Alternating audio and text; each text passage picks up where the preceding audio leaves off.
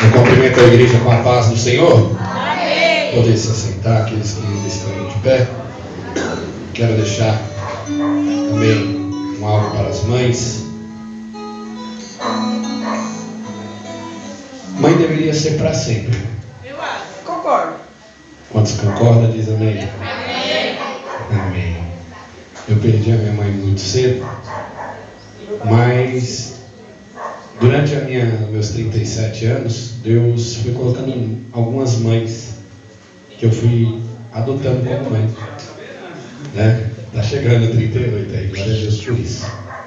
E uma das minhas mães está aqui presente, que é a minha sogra. Ela foi uma das minhas mães que Deus colocou. Hoje eu postei no Face algo sobre isso. Eu falei, eu não vou colocar o nome porque eu sei que talvez algumas vão se decepcionar querendo ser minha mãe, mas é um privilégio para todas, né? Então eu quero louvar a Deus por todas as mães, pela minha esposa, uma excelente mãe. Aleluias. Que Deus abençoe cada mamãe nesta noite. Jesus, que mistério é esse? Eu vou ler aqui um verso que eu pesquisei também na internet. Por que Deus permite que as mães vão-se embora? Mãe não tem limite, é tempo sem hora, luz que não apaga quando sopra o vento, e chuva desaba, veludo escondido. Estou meio desafinado, mas vai, viu? Na perna enrugada, ar puro, água pura, puro pensamento.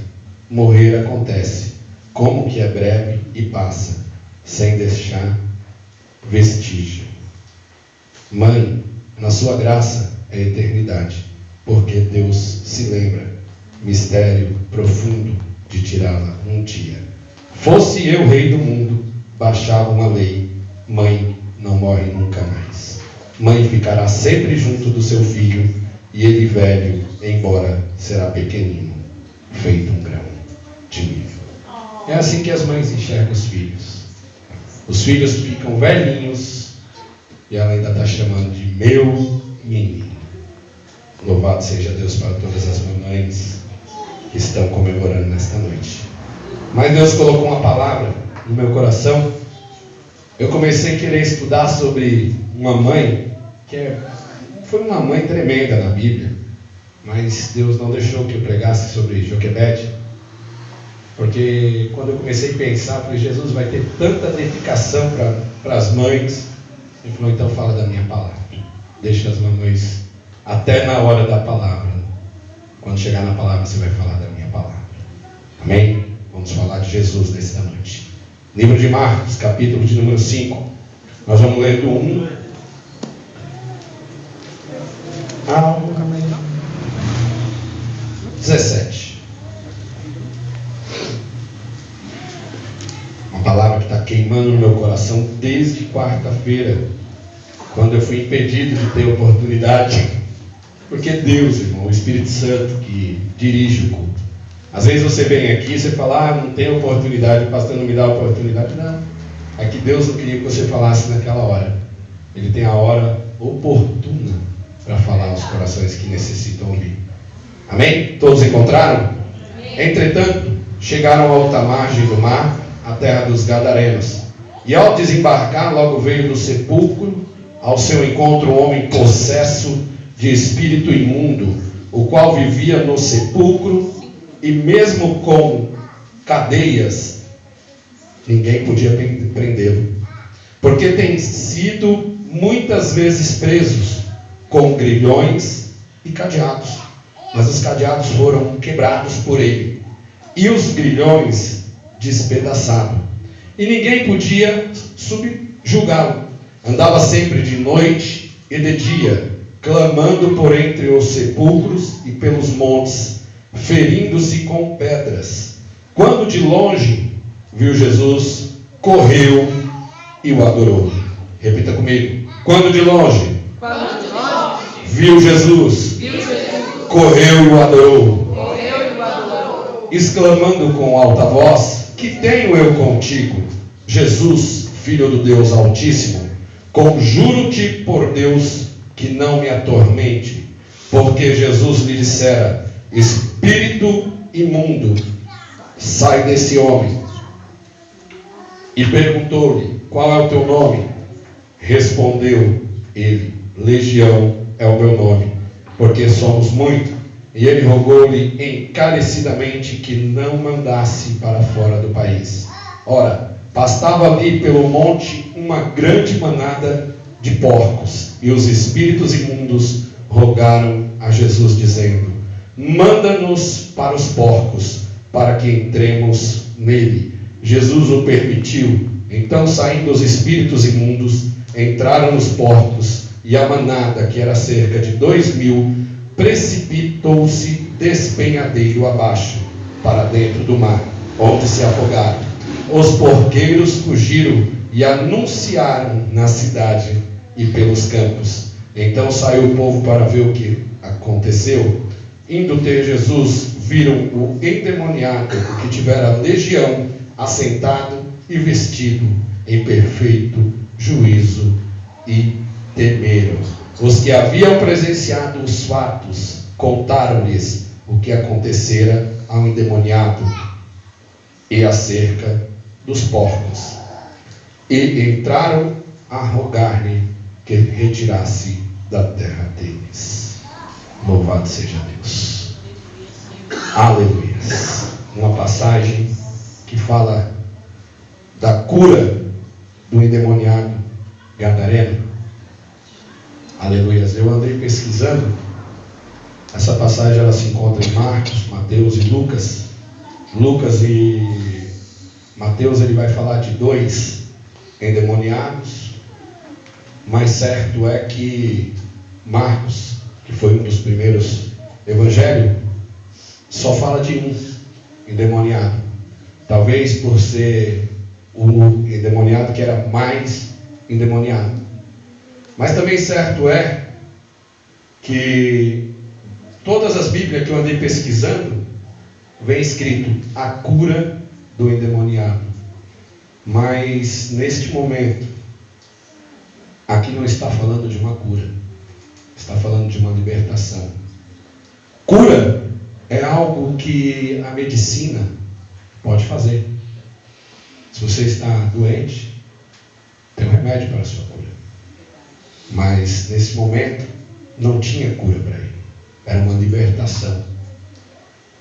E vem falando também da cidade de Gadara, uma cidade conhecida, que também só é falada uma vez na Bíblia, no Novo Testamento, justamente nessa história do endemoniado. Ela não vem contar outras histórias, só ficou exatamente nessa história. Mas é uma história que entrou para os anais da Bíblia. É uma história que é muito conhecida. Quando a Bíblia faz referência, ela já faz a cura do endemoniado gadareno, que morava em Gadara. E eu comecei a pensar nessa cidade, comecei a meditar sobre esse texto. Primeira coisa que eu vejo é Jesus falando para os discípulos passar para o outro lado do barco. A Alessandra tomou meu pensamento quarta-feira. Mas é o interessante que Jesus ele não quer ver ninguém parado. É verdade. Jesus ele não chamou ninguém para ficar sentado. Jesus ele escolheu os discípulos. E quando os discípulos pensavam, acabou, agora nós vamos tirar uns dias de férias, ele não, nós vamos para o outro lado. Nós não vamos ficar parados. Mas para onde nós vamos, Jesus? Não sei, nós temos algumas coisas para ser feitas. Nós vamos para o outro lado, nós vamos fazer algo, nós vamos para cima, nós vamos para baixo. Jesus não te chamou para ficar parado. Você consegue entender isso nesta noite? Você consegue entender que se você foi chamado por Deus, você tem que estar em novidade de vida, estar produzindo, você tem que estar dando fruto. Mas a cidade de Gadara era uma cidade que tinha muitos endemoniados. E esse endemoniado, que a Bíblia vem dizendo, Jesus chega até ele, e Jesus faz uma interrogação, e pergunta o nome dele, e ele, acho que os demônios naquele momento querendo dizer um nome, porque Jesus em outras vezes pergunta, os demônios começam com uma guerra espiritual dentre eles falam, a gente são tantos, que a gente somos legião. E para quem não sabe, legião é uma contagem romana, que quer dizer mais ou menos 6.000 homens. Então nós temos um texto que tem um endemoniado que é possuído por uma legião com mais de 6.000 espíritos operando. Nós temos um texto de uma cidade que estava dando lucro, que ela estava a 850 quilômetros perto da Síria, mais ou menos, onde o comércio era abundante. Ao contrário do que eu já ouvi, que Gadara era uma cidade que somente tinha endemoniado, era uma cidade que tinha um comércio, porque tinha a venda da carne de porco para os estrangeiros. Senão não tinha por que eles cultivar o porco. Sabemos nós que o porco, no livro de Levíticos, capítulo de número 11, Levítico 11 e o verso 7, Deus abomina como impuro o porco. Então a cidade de Gadara, ela tem um endemoniado com mais de 6.000 demônios operando na vida dele. Nós também sabemos que era uma cidade que estava produzindo e dando lucro. Um algo comum. Um endemoniado que estava dia e noite, possesso, uivando, andando nas praças, gritando. E para o povo estava normal aquela situação. Mas diz a palavra de Deus que eles, quando se cansava, que ele ia descansar, o povo falou, agora é a nossa oportunidade. Vamos prender ele com cadeados. Vamos amarrar ele, que agora é a nossa oportunidade. E quando eles amarram aquele endemoniado, a Bíblia diz que ele, ao voltar em si, os espíritos malignos que operavam na vida dele, ele quebra os cadeados. Continua a correr em praça pública, sei lá, talvez pelado, porque a Bíblia no final do texto diz que ele volta a se vestir. Talvez pelado, gritando, atormentando as pessoas. Mas para aquele povo estava normal. Já estava acostumado. Diz a palavra de Deus que quando ele se cansa, eles pegam grilhões, cadeado, cadeias. É diferente de grilhões. Grilhões são os ferros maciços, dobrados, muito mais difícil. Mas o que operava na vida dele tinha muita força. E quando ele foi preso e quando ele volta com aquela legião, a Bíblia não diz que quebrou os grilhões. A Bíblia diz que despedaçou os grilhões. Então nós sabemos que era uma briga. Olha para o seu irmão e diga assim, era uma briga. Que o pessoal estava lutando com as armas erradas. Você consegue compreender nesta noite? Tem briga na sua vida e na minha vida, meu irmão, que nós não vencemos porque nós estamos lutando com as armas erradas. Meu Deus. Aquele homem andava endemoniado, lutando, brigando, derrubando a cesta de lixo, gritando, mijando em praça pública, as crianças jogando bolinha de gude, soltando pipa, e ele estava atormentando, passava, quebrava a linha, o cara estava lavando o carro, ele jogava lama em cima do carro, ele fazia tudo que não pedia, que não podia. Mas o povo estava querendo prender ele, amarrar ele. Tem briga, irmão, que nós ainda não vencemos. Olha, cutuca o seu irmão e diga, você ainda não venceu. Aquela briga, aquela luta que você está lutando, porque você está querendo ir pelo lado errado. Você está querendo lutar com as suas forças. A Bíblia nos diz no livro de Efésios, capítulo 6, verso 12, que a nossa briga não é contra a carne e nem contra o sangue, é contra as potestades. Aleluias. Nós temos que lutar com as armas espirituais. Aquele endemoniado, irmão, toda vez que ele chegava lá na praça pública, lá o povo, não tem mais jeito. Tem um ditado aí no mundo aí que diz assim: se você não pode com ele, junte-se a ele. Você imagina aquela... Porque a Bíblia vai dizer uma história dessa assim que estava... Você começa a navegar na história, você começa a imaginar assim: poxa vida, aquele povo viveu tanto tempo com esse endemoniado, lutando errado. Tem briga, irmão. Tem coisinhas nas nossas vidas que vai virando estimação. Olha o Senhor de que está me levando. Tem pecadinho que vai virando de estimação.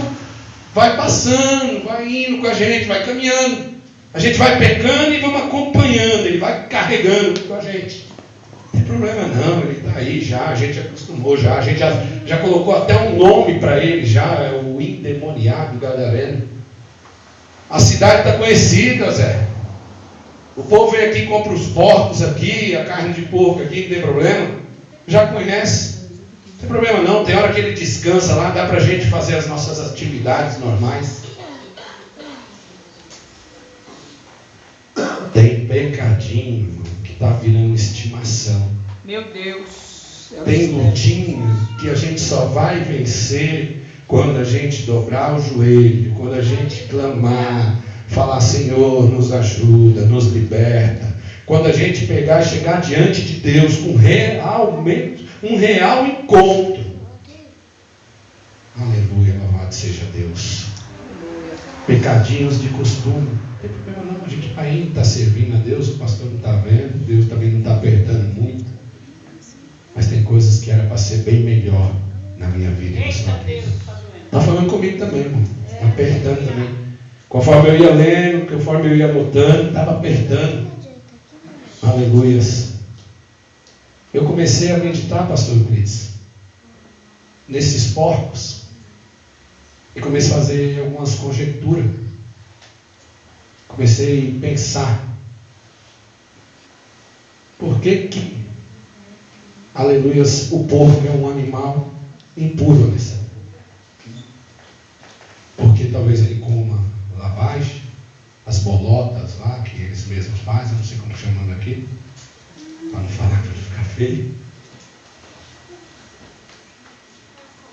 Mas o porco tem uma característica que, se você observar, talvez Deus, não sei, a gente nunca vai conseguir compreender Deus na sua plenitude. Mas aqueles que conhecem o porco vai perceber que o porco, ele não olha para cima, ele só olha para baixo. Tem crente, irmão, que infelizmente serve a Deus, vem para a igreja, não perde um culto, mas ele não consegue olhar para Deus. Ele só consegue olhar para baixo, para as coisas materiais.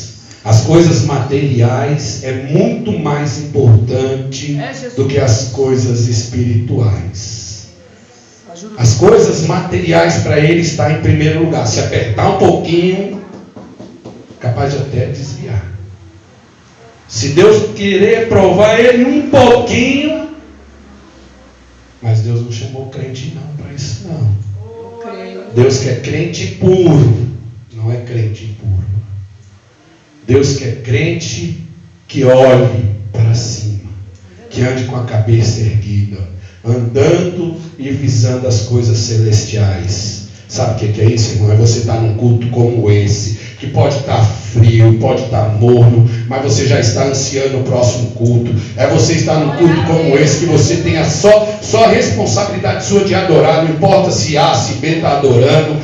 Sabe o que é? Como que é o irmão que anda olhando para o céu? Eu vou para o culto quinta-feira. Quinta-feira é o próximo culto dessa igreja. Eu já estou preparando o louvor para mim entoar na quinta-feira. Eu já estou preparando a oração de quinta-feira aqui no meu coração. Eu já estou preparando a palavra para quinta-feira. O crente espiritual que anda olhando para cima. Aleluia. Me ajuda, Jesus. Aleluia. Louvado seja Deus. E eu meditando na palavra de Deus, pensando, né? Por que Jesus chegou diante daquele homem e ele o adorou? A nossa briga é espiritual. Tudo na minha vida e na sua vida é de ordem espiritual. Para aqueles que creem. Para aqueles que creem que Deus nos guia, nos guarda, nos protege. Tudo é espiritual. Eu imagino, aleluia, Deus, Adão, eu criei você com um propósito.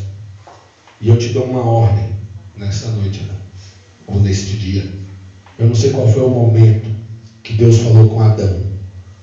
Mas a partir de agora, Adão, eu estou te dando uma ordem. E essa ordem é espiritual.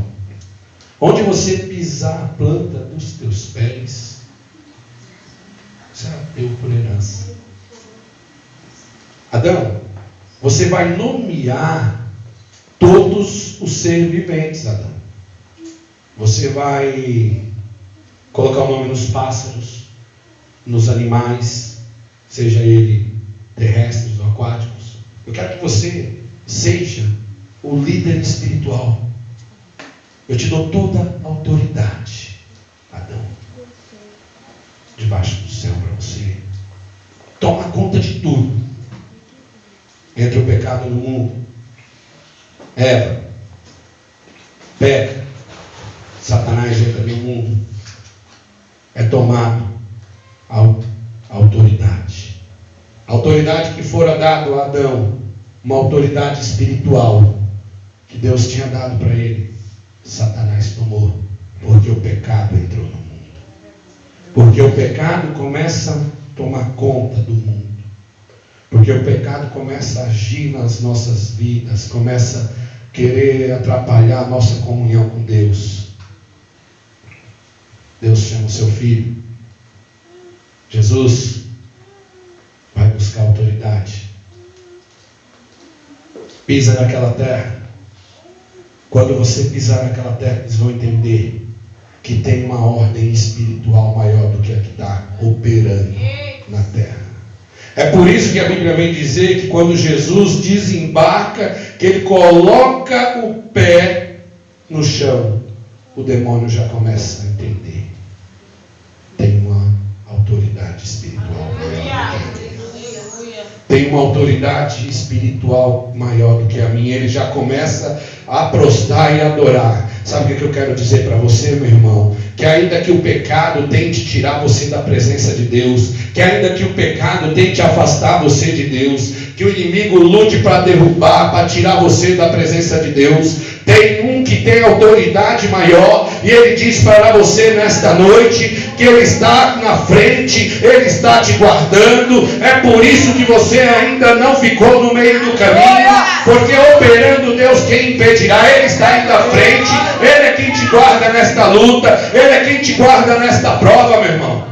A autoridade foi dada para ele. Maravilhoso, Jesus. A autoridade foi dada para Jesus. E ela foi paga na cruz. Ele foi até o fim. Ele foi até o fim para nos limpar de todo o pecado. Aquele demônio que outrora era operante na vida daquele homem. Jesus olha para os discípulos e fala: nós temos uma missão. Mas Jesus, aquela terra é conhecida como terra de endemoniado. Olha para o seu irmão e diga assim: terra de endemoniado precisa ser explorada. Terra de endemoniado precisa ser explorada. Ele conta com você nesta noite para você começar a explorar as terras dos endemoniados que estão dando trabalho aí no mundo aí fora. E você, aleluia, é porta-voz dos céus. Você já tem autoridade, que ele diz para você que que te dá autoridade para pisar sobre serpentes e escorpiões. Essa autoridade não é pisar sobre cobra não, meu irmão. É você ir te encontro contra aquela legião que está operando na vida do seu irmão. Mas a Bíblia diz que quando você coloca o pé, ela é autoridade espiritual, e você tem autoridade espiritual para explorar essas terras. Glória a Deus. Ou você não é discípulo? Ele chama os discípulos e fala: vamos lá para o outro lado. Os discípulos, para onde que é Jesus? A Bíblia não diz que ele falou para onde eles iam. Diz que nós vamos para o outro patamar. Mas Jesus estava indo à frente naquela batalha contra o inferno, contra a potestade que operava naquela vida. Eu te garanto uma coisa, meu irmão: se você for com Jesus na frente, se você sair da sua casa e falar: Senhor, nós vamos hoje numa batalha espiritual, e eu te peço, vá comigo na frente, vá aplanando os caminhos, vai quebrando os ferrolhos, vai quebrando aquele coração duro, aonde o inferno está operando. Nós queremos chegar lá, Senhor, se possível for, faça igual, aleluia, está aqui escrito, que o demônio já comece adorando. Aleluia. Já comece adorando. Já começa adorando a autoridade que está sobre a sua vida. Aleluia. Você não tem noção do tamanho da autoridade que está sobre a sua vida. Se o crente soubesse, aleluia, ele saía por aqui, só determinando, expulsando, cai por terra.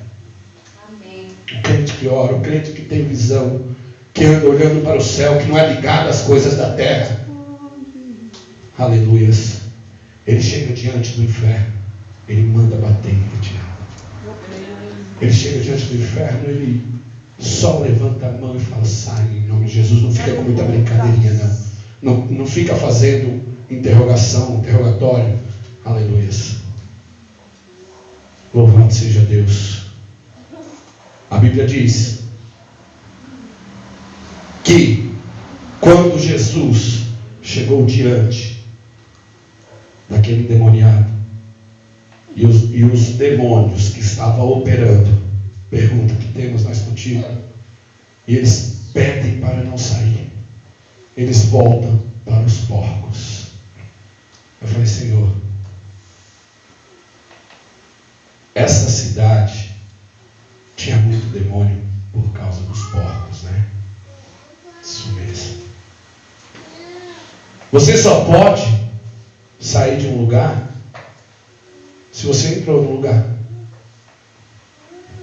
Os demônios saíram dos porcos. Entra no endemoniado, sai do endemoniado, volta para os porcos. Aleluia. Quero dizer para você nesta noite, meu irmão, que você já passou por um mundo lá fora. Você já passou por toda a provação lá fora. Você sabe como é andar, como é comer as bolotas, como é comer as migalhas, como é sair rastejando com porcos. Aleluias. Mas nesta noite, o Senhor está falando para mim, para você, que você não vai voltar a andar. Você não vai andar como porco, todo nomeado, não. Não, porque Ele já te chamou, já te limpou, já te guardou, e Ele tem uma obra maravilhosa na sua vida. Ele tem uma obra maravilhosa na sua vida. Aleluia. Aquela cidade, ela foi conhecida como uma cidade que tinha legiões de demônios. Mas quando Jesus chegou nela, ela passou a ser conhecida como uma cidade que foi liberta por Jesus. Você foi terra que foi liberta por Jesus. Você foi terra que foi liberta por Jesus. Você consegue entender isso aí? Que essa terra ela foi explorada por Jesus. Você consegue entender que essa terra que outrora era uma terra contaminada, que os porcos ficavam ali levando você a precipício abaixo? E hoje ela é uma terra limpa. Aleluia. É uma terra, obrigada, Senhor. Aleluia, lavada. Aleluia. É uma terra sagrada. É uma terra santa. É uma terra que adora Jesus. Nós, os crentes, somos conhecidos como terra Você é uma terra que vai dar fruto. Você é uma terra que vai fazer a diferença. Você é uma terra que tem que fazer a diferença. Porque você tem dono, porque você foi escolhido, porque você já foi separado. Aleluia. Obrigada, Senhor. A terra que outrora És maravilhoso. não foi explorada, passou a ser explorada. Passou a ser visitada por Jesus. E nesta noite eu vou terminar a minha fala dizendo para você assim, ó, olha as palavras de Jesus: vai para a tua casa. João 7,53 diz assim: todos foram para casa. Vai para a tua casa e anuncia tudo o que o Senhor fez contigo. A minha obrigação, a sua obrigação nesta noite é anunciar que o Senhor cura, que o Senhor restaura, que o Senhor mudou a sua vida, que o Senhor mudou a minha vida. Nós somos testemunhas oculares de Deus. A minha obrigação é falar que Jesus é bom. A sua obrigação é falar que o Senhor é bom. A sua obrigação é falar o que o Senhor já fez pela sua vida e o que Ele ainda vai fazer, e profetizar, aleluia, na vida daqueles que ainda Ele não fez. Fique-se de pé.